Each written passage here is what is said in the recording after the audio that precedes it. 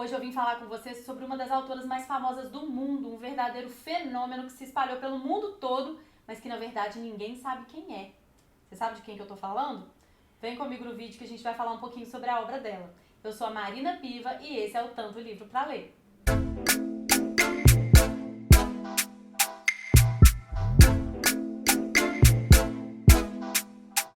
Eu não sei nem por que eu demorei tanto a conhecer a escrita dessa autora. Minha família já me indicou várias vezes, pessoas do Instagram falam sobre ela o tempo todo, muitos perfis que eu conheço, que eu gosto de acompanhar, já falaram sobre ela, mas não sei por que eu demorei a chegar até ela.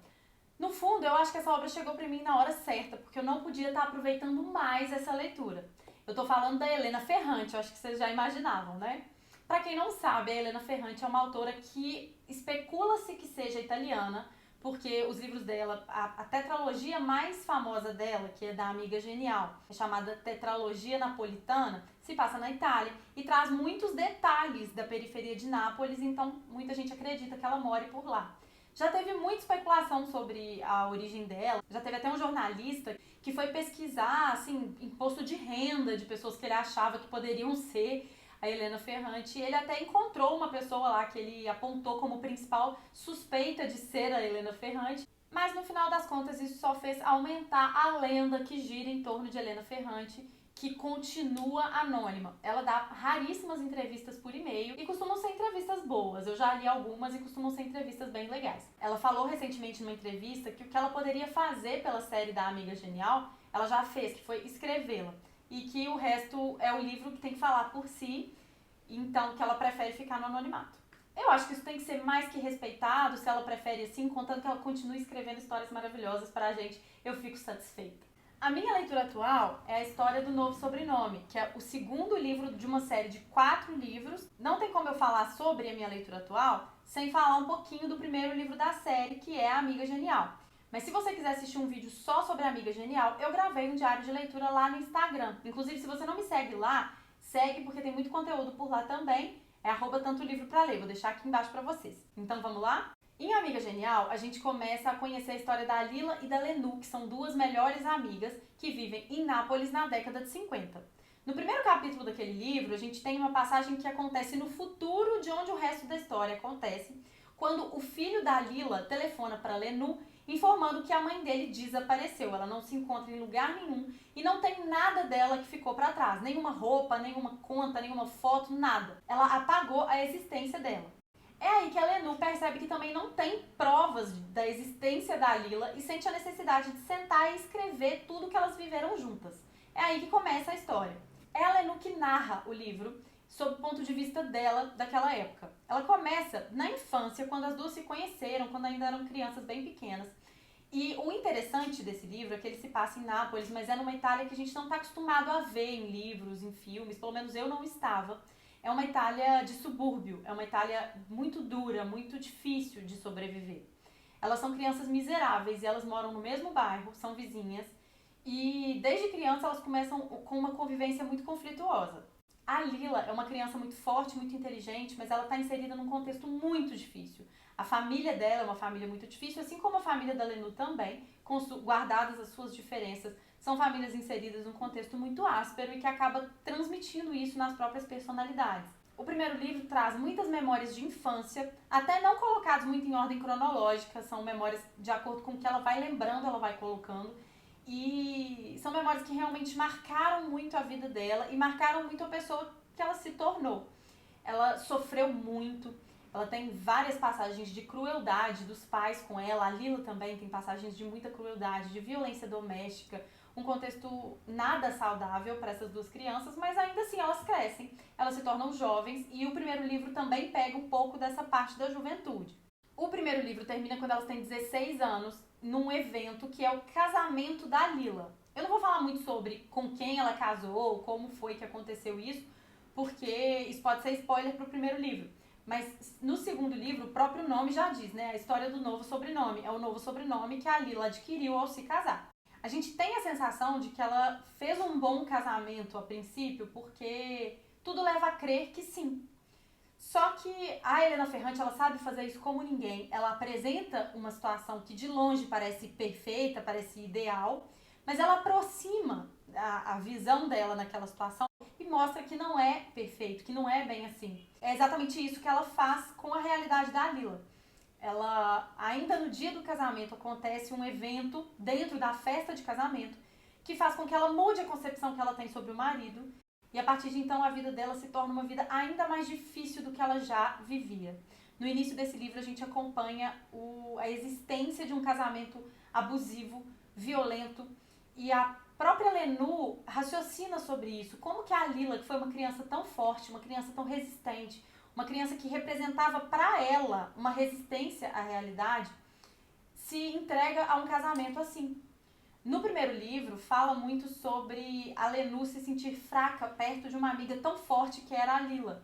A Lila não fazia nada que ela não estava com vontade, ela sempre enfrentou todo mundo que dizia que ela não conseguiria alguma coisa, ela enfrentava professores, ela enfrentava os próprios pais dela, e isso fazia a Lenu enxergá-la como uma heroína. O maior medo da vida da Lenu era se tornar a mãe dela, que era inserida numa realidade que ela não gostava, né, numa realidade violenta, ruim, e a Lila era como um refúgio para ela, era aquilo que ela queria ser. Só que quando a Lila se casa e começa o segundo livro, a Lenu percebe isso, que ela se entregou a um casamento violento. Como que ela resistiu à realidade a vida inteira, como que ela lutou contra isso e de repente ela se vê aos 16 anos casada e inserida num contexto tão cruel. A Helena Ferrante até faz uma reflexão bonita de que isso acontece porque antes a violência vinha de pessoas de fora e isso ela nunca aceitou. Mas a violência do marido era tão institucionalizada na sociedade ali que ela aceitava como se fosse uma obrigação. Esse livro é cheio de passagens assim e mostra pra gente a crueldade em que as mulheres eram inseridas naquele contexto. A gente entra dentro dos lares das pessoas para entender como que eram a vida daquelas mulheres e como continuam sendo a vida de muitas mulheres por aí. É muito doído a gente enxergar isso. A criança que ela foi, o tanto que ela era promissora e como ela chega no exato ponto dos pais dela, ao formar uma família violenta, ao ter que se submeter ao marido violento e às condições que são impostas a ela. A Helena Ferrante faz uma crítica muito bem feita. Ela mostra a trajetória pra gente mesmo concluir o tanto que isso é cruel e difícil. Não é uma coisa que ela só explica, ela faz a gente sentir. A Lenu, por sua vez, continua a trajetória dela na escola.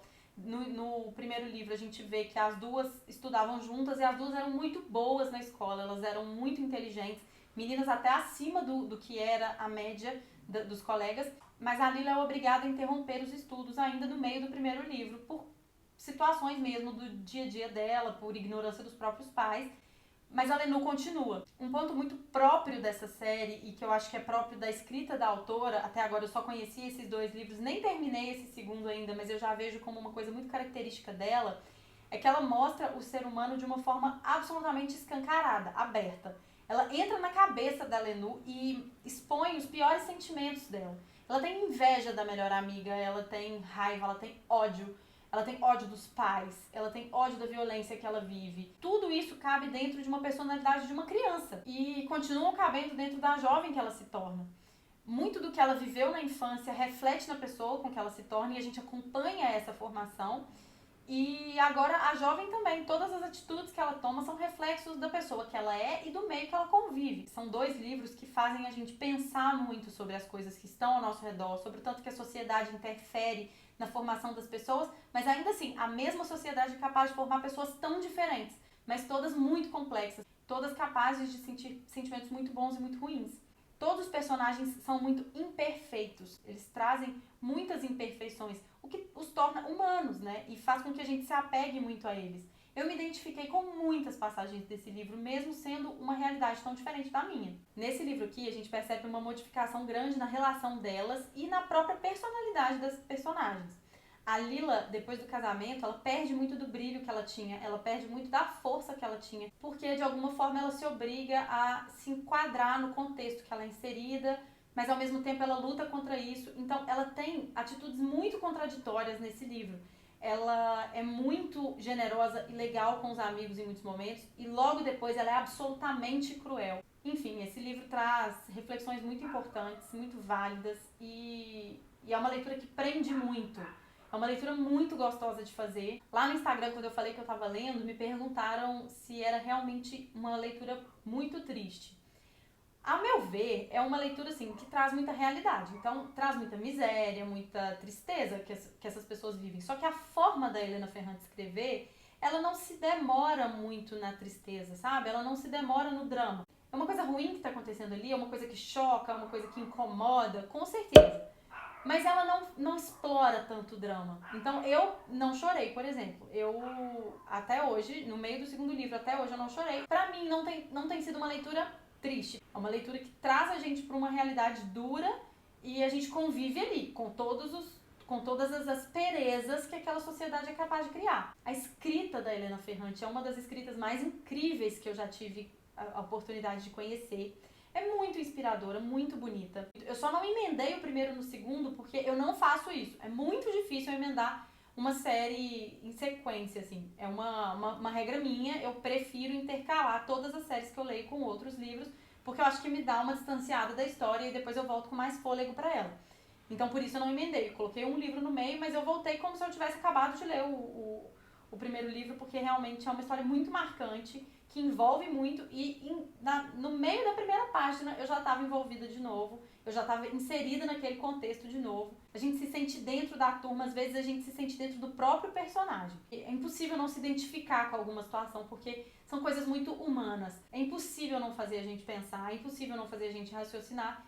E eu acho impossível também não se apaixonar. Eu tô muito envolvida, encantada, e eu indico tão fortemente a leitura dessa autora, tão fortemente que eu nem sei explicar, gente. Sério, só leiam, só vai, só se entreguem, porque é único, é incrível. Então a dica de hoje é leiam Helena Ferrante, leiam A Amiga Genial. E pelo menos até mais ou menos o meio desse livro, eu tô aqui, ó.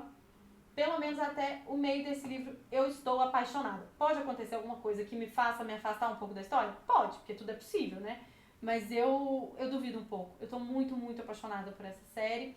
Quando eu chegar no final desse livro e começar o próximo, eu venho contar um pouquinho pra vocês de como tá seguindo a experiência da leitura, mas por enquanto é muito amor pela escrita dela, é muita inspiração, é muita reflexão. Então, por enquanto, vale muito, muito a pena. Se você gostou desse vídeo, se você tá gostando das dicas que eu tô trazendo aqui, do conteúdo que eu tô preparando aqui pro canal com todo carinho, se inscreve, dá like, comenta, compartilha esse vídeo com pessoas que você acha que também vão gostar e ativa as notificações pra você não perder nada, tá bom? Muito obrigada por ter ficado até o final desse vídeo. Eu te espero no próximo. Um beijo, tchau!